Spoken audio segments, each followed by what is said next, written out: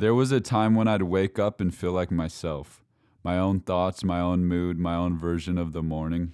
I'd be bored sometimes. Actually bored.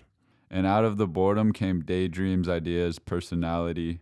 Boredom was building me. Now the first thing I do is Reach for my phone. And in that one moment, before I've even fully woken up, I've already handed my mind to someone else. I didn't realize that was a problem for a long time. I thought I was just staying connected, staying informed, staying relevant. But what I was really doing was disappearing. You don't have your own opinions anymore. I know that's a hard thing to hear, but stay with me.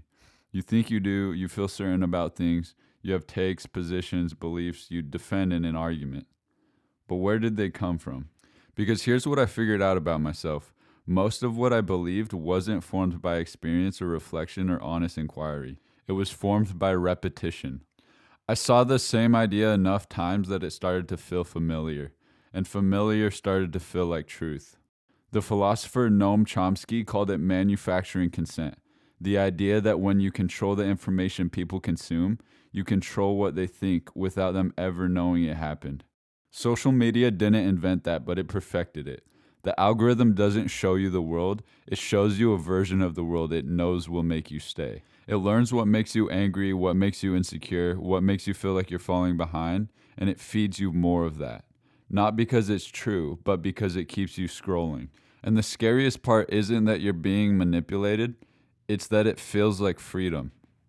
It's not just your opinions it's stealing, it's something deeper. It's your ability to think. There's a concept in psychology called deep work. It's the ability to focus without distraction on something cognitively demanding, long enough to actually produce something meaningful. Cal Newport, who coined the term, argues that deep work is becoming one of the rarest and most valuable skills in the modern world. And social media is systematically destroying it in all of us. You used to be able to watch a Full movie. read for an Hour. have a conversation that actually went Somewhere deep. Now you're conditioned to consume in 3-second bursts.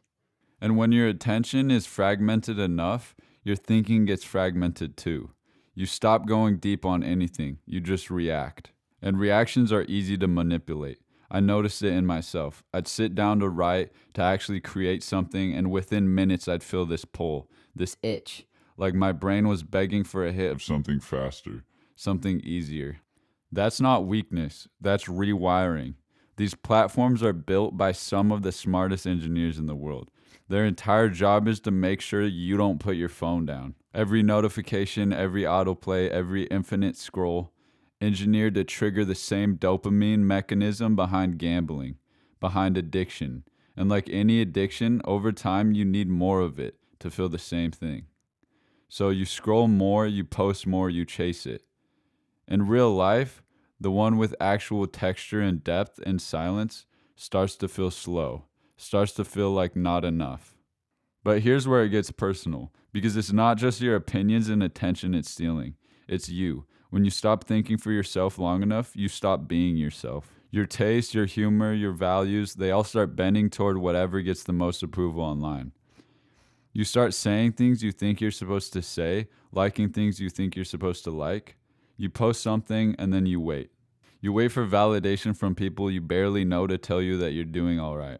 It doesn't come, you feel it. That hollow feeling, that quiet anxiety, that's not connection, that's dependency. And nobody on social media is showing you their real life. They're showing you a persona, the best angle, the best light, the best moment carefully selected from a week of ordinary days. And you're sitting there measuring your real life against someone's fiction. Your Tuesday against their Saturday. Your private insecurities against their public confidence. Teddy Roosevelt said, "Comparison is the thief of joy."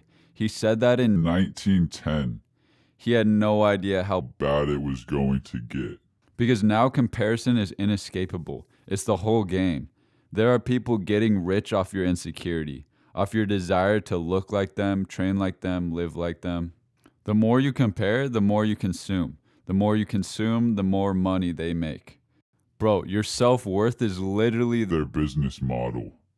The philosopher Albert Camus wrote about the absurd, the tension between our desperate need for meaning and a world that offers us none. His answer was to create it, to rebel against meaningless through conscious, intentional living. I think about that a lot in the context of social media because what these platforms took from us, more than opinions, more than attention, more than self worth, is presence. The ability to be fully inside your own life, to taste your food, to feel a conversation, to sit in a moment without immediately thinking about how it would look as a story. We became spectators of our own existence. And the tragedy is we did it willingly, enthusiastically. We handed over the most intimate part of ourselves, our time, our thoughts, our attention, our insecurities, for free. In exchange for what? Likes? So what do? You start making conscious choices about what you let into your head. Turn off the notifications, set the limits, curate ruthlessly. But more than anything, create more than you consume. Because consumption makes you passive. It makes you a receiver, a reactor. Creation makes you think. It forces you to develop an actual perspective. It makes you sit with an idea long enough to say something real about it. It makes you, you. Tomorrow morning, before you reach for your phone, just sit with yourself.